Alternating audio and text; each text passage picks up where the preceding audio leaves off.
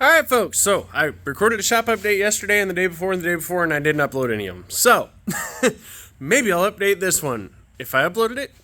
Hi, guys. I'm still here. So, shop update. Warren's on the dyno.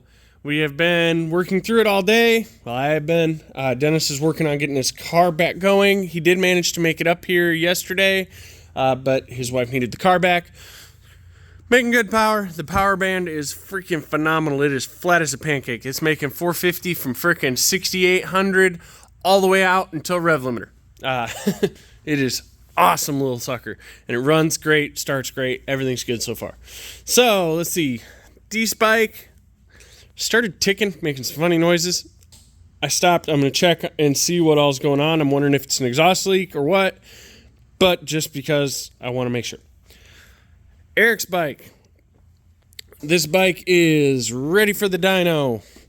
Fires right up. I ain't going to set the camera down. But fires right up, runs just like it used to. With the new rod bearings, I just finished the last heat cycle, so it should have 16 pounds on the gate. So I'm going to put on the dyno, make sure it makes 280, ballpark, hopefully more. I'm hoping for between 280 and 300. If I can make that, I'm happy. Then this bike will be ready to go home short of the clutch basket, which I'm still trying to get a hold of Damien and meet up so he can turn that down for me and I can go ahead and put his funny clutch in. The Hulk over here, Jerry Jenkins' bike. Yesterday's update video showed it all tore apart. Today it's together. So the winder's on, the radiator's on. Scotty's got the cut forks done, but you'll notice it's still hanging. That's because when we set it down, the tire crashes into the radiator. We told him it was going to. Scotty warned him about it. He didn't bring the tire. So now he's going to be coming up tomorrow to drop off the MPS kill box because he forgot to drop that off. And then he ordered a 90/80 tire because this is a drag bike and we don't have a lot of room.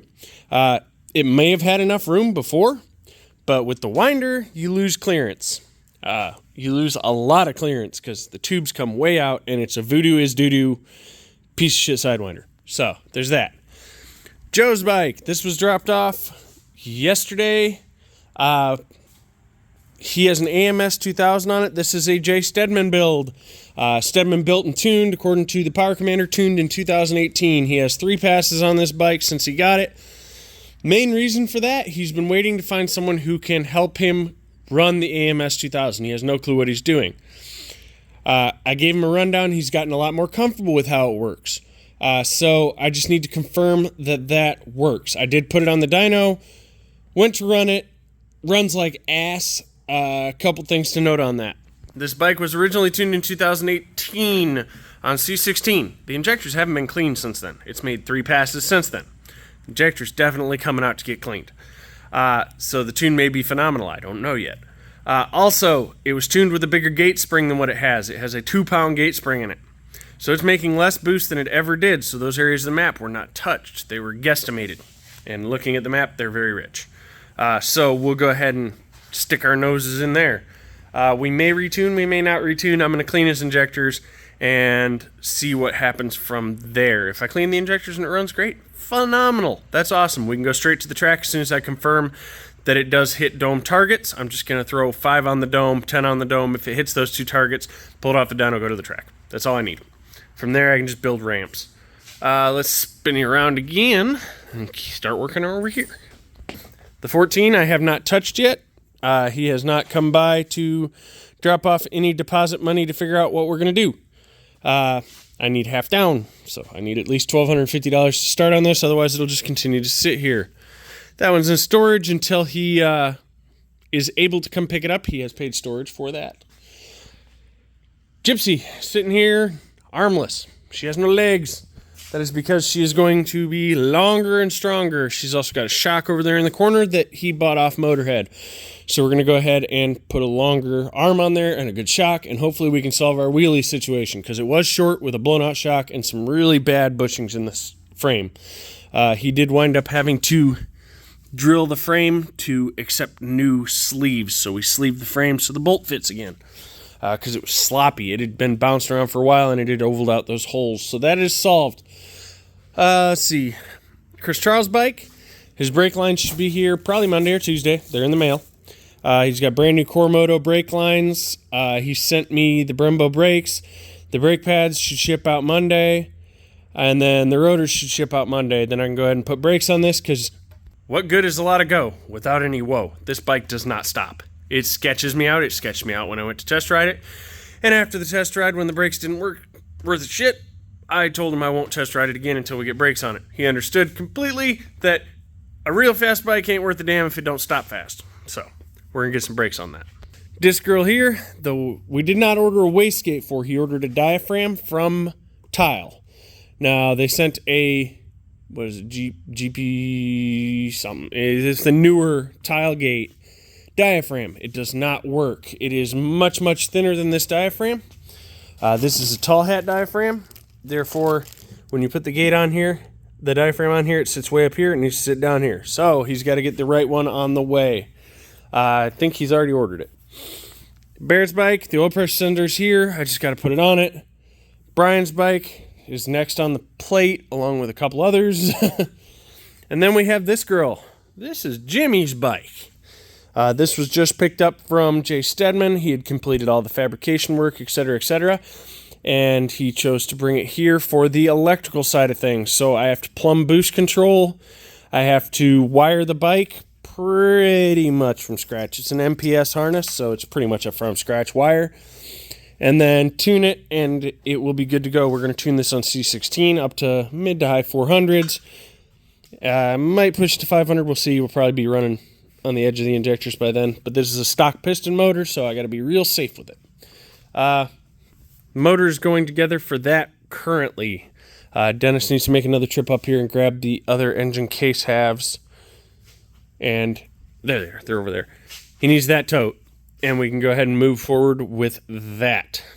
I'm waiting on cams to come back from Megacycle for that, and cams to come back from Megacycle for Jimmy's all-motor bike he's building.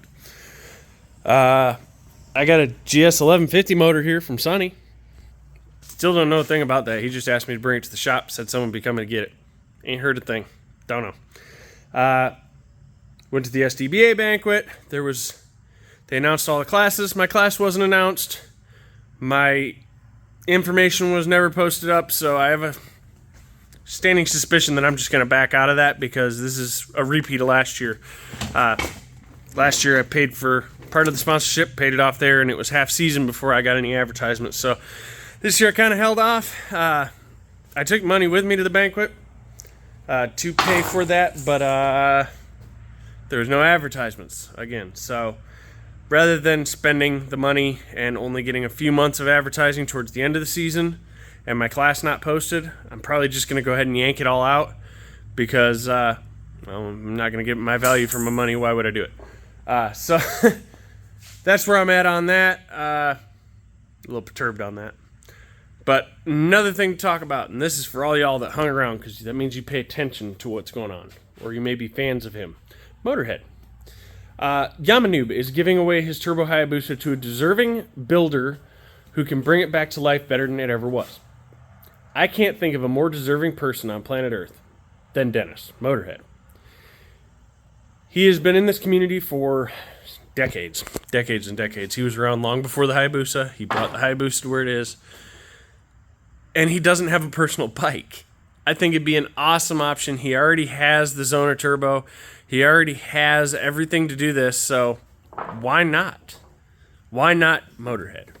So, anyone who's watching, jump over to Yamanoob's channel and look for the video about, you'll see valves drop, melted valves in my Hayabusa. Mention that Motorhead is a deserving option for that. I'm sure he'll be coming up in the vote. I sent a video suggesting he get entered. I'm going to make a whole big video series, so anyone who has worked with Motorhead in the past wants to send me a clip, probably try and keep it around 2 minutes at most, of what he's contributed to your motorcycle lifestyle, what he's contributed to the community that directly impacted you. Maybe if you've got a build, show off the build. And I'll add that all in together in this video and get that sent out to Yami. Not the biggest fan of Yami, but this might be the best decision I've ever seen him make. That bike, if it goes to Dennis, it's going to be the freaking baddest motherfucker on planet Earth. Trust me, Dennis is going to build a nasty little street bike. If he doesn't, well, Dennis is still going to build a nasty little street bike, just be a few years down the road, just like me. All right, guys. So I'm going to load up, take my laptop home, go chill for a while, and hang out at the house. Later.